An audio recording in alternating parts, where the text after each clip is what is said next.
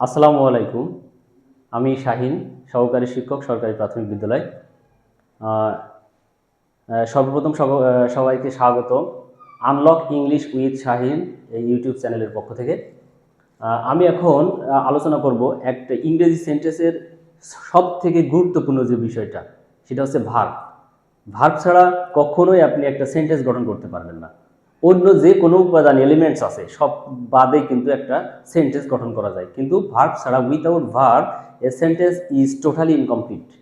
Verb ছাড়া কখনোই একটা সেন্টেন্স গঠন করা যায় না। বিশেষ করে একটা ভার্ব দিয়েও একটা সেন্টেন্স গঠন করা যায়, যেমন স্টপ, থামুন, এটাও কিন্তু একটা সেন্টেন্স, ইম্পারেটিভ সেন্টেন্স। সুতরাং ভার্বটা খুবই গুরুত্বপূর্ণ। আমাদের জানা একান্ত প্রয়োজন যে এই ভার্বের কোথায় কি বসে, হ্যাঁ, কোন ফর্মে বসে। তো আমরা এই চ্যাপ্টার সম্পর্কে আলোচনা করব। বিশেষ করে কারেক্ট ফর্ম অফ ভার্বস যারা প্রাথমিক লেভেলে আছো তাদের জন্য আমি আলোচনা করছি। এটা 15টা রুলসের উপর সাজিয়েছি। এই 15টা রুলস যদি কভার করতে পারো তাহলে সামনে যে স্কলারশিপ এক্সামিনেশন আছে এটা সহ যে কোনো কম্পিটিটিভ এক্সামে ভালো ইফেক্টিভ হয় বলে, ফুল মার্কস পাবে বলে আমি আশা করছি। তো আর দেরি না করে চলো আলোচনায় চলে যাই।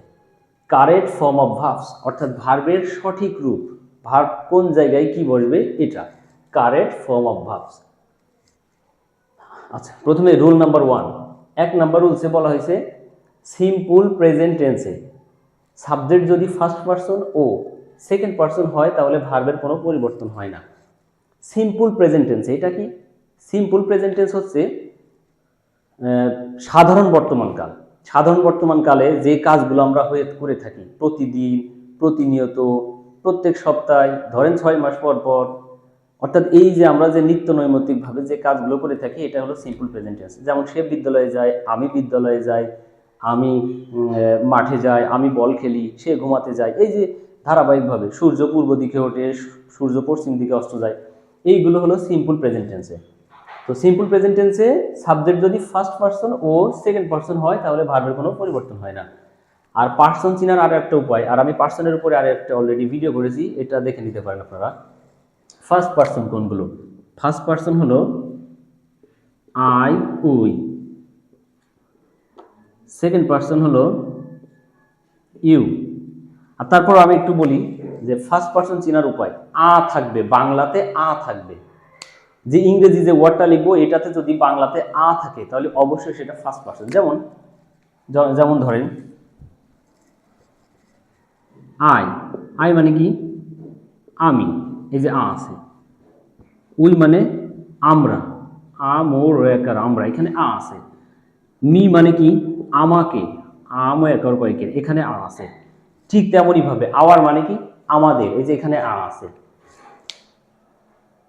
তারপরে আমরা, আমাদের, আমাকে, আমি, আমার, এই যে আ রয়েছে এটা হলো ফার্স্ট পারসন।